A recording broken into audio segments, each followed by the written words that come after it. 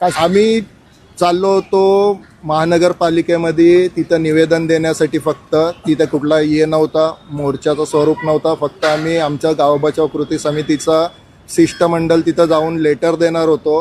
पण काय माहिती नाही काय झालं, मला इथं आणून बसवला आणि बसूनच ठेवला.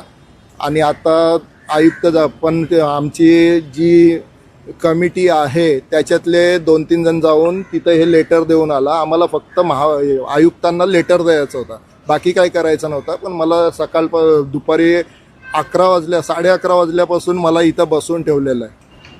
काय सांगण्यात नाही आलं, फक्त बसून ठेवलं आहे. तुम्ही आजचा दिवस आंदोलन करू नका.